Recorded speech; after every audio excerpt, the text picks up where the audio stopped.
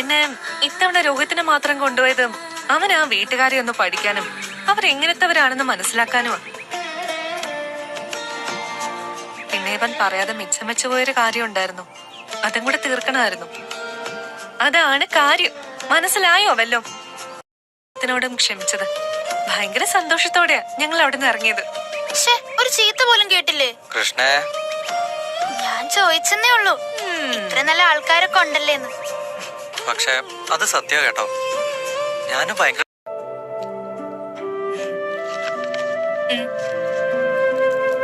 ഇതെന്താ? ഞാൻ നിനക്ക് വേണ്ടി വാങ്ങിയതാ. എന്ത്? ഒരു ചെറിയ ഗിഫ്റ്റ്. നിനക്ക് മാത്രം ഞാൻ ഇതുവരെ ഒന്നും വാങ്ങി തന്നില്ലല്ലോ. അപ്പൊ ഞാൻ ഓർത്തു നിനക്ക് വേണ്ടി വാങ്ങിക്കാന്ന്. അവിടെ എങ്ങനെ വെച്ചേക്ക്. അത് പറ്റത്തില്ല, നീ വാങ്ങണം.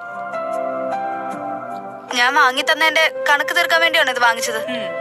നീ വാങ്ങി തന്നത് കൊണ്ടല്ല. ഇത് വാങ്ങിക്ക് വേണ്ടേ, ചുമ്മാ നിഷേധം കാണിക്കാതെ.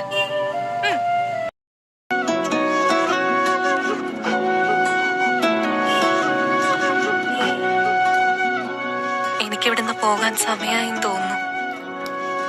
അതന്നെ അങ്ങനെ ഒരു തോന്നല്. ഇവിടെ ഇപ്പൊ എല്ലാരും നിന്നോട് സ്നേഹത്തിലല്ലേ? മാഡം ഈ വീട്ടിൽ നിന്ന് ഇറങ്ങിപ്പോയതിന് ഒരേ ഒരു കാരണം ഞാനാണെന്നാ പറയുന്നത്. ഇങ്ങോട്ട് തിരിച്ചു വരാത്തതിന്റെ കാരണവും ഞാൻ തന്നെ. അത് നിന്റെ മേഡം പറയുന്നല്ലേ. അവള് പറയുന്നതനുസരിച്ച് ഈ കുടുംബം നടത്തുന്ന പരിപാടി ഞാൻ അങ്ങ് നിർത്തി. എന്റെ തീരുമാനങ്ങൾ എന്താണോ അതനുസരിച്ചാണ് ഈ പ്രസ്ഥാനം ഇനി മുന്നോട്ട് പോകേണ്ടത്. ഞാനാണല്ലോ കുടുംബനാഥൻ. ആരോട് ചോദിച്ചിട്ട് പറഞ്ഞു? ഞാനല്ലേ അവരോടെല്ലാം പറഞ്ഞത് നീ എന്റെ മകളാന്ന്. ഇപ്പൊ ഞാനായി സ്വന്തം മക്കളോട് നട്ടാക്കുരുക്കാത്ത കള്ളം പറഞ്ഞ് വിശ്വസിപ്പിച്ച അധവൻ. ദേഷ്യപ്പെടാതെ പ്ലീസ്. ഇത് ശരിയല്ല ലീന.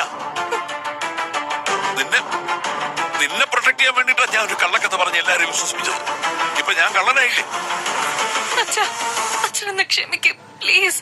ഇങ്ങനെ ദേഷ്യപ്പെടല്ലേ. ഇത് ശരിയല്ല മോളെ, ഇത് ശരിയല്ല. ഞാൻ നിന്നെ മോളെ പോലെ കരുതിയല്ലേ കൂടെ നടത്തിയത്, സ്നേഹിച്ചത്. ആ എന്നെ നീ തള്ളി പറഞ്ഞു. ഇയാളെന്റെ അച്ഛനല്ല, ഇയാൾ എനിക്ക് ആവശ്യമില്ലാന്ന്. ചേച്ചി,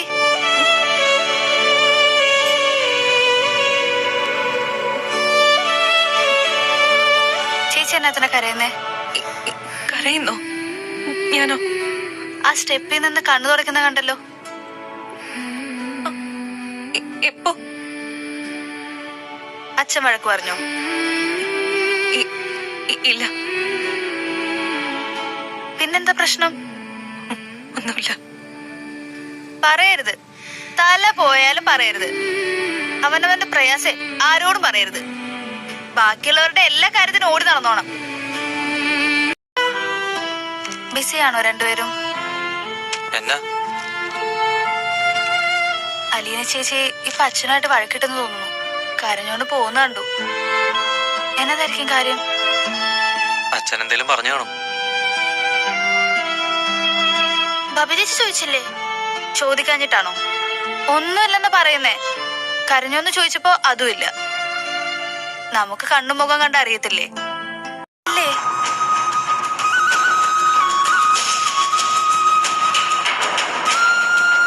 അല്ല.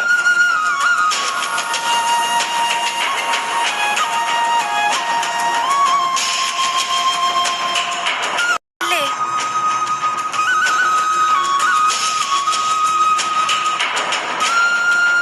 അല്ല.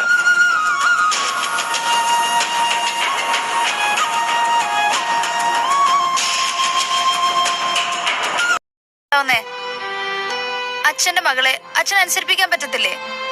അതിനലീന ചേച്ചി അച്ഛന്റെ മകളാവണ്ടേ?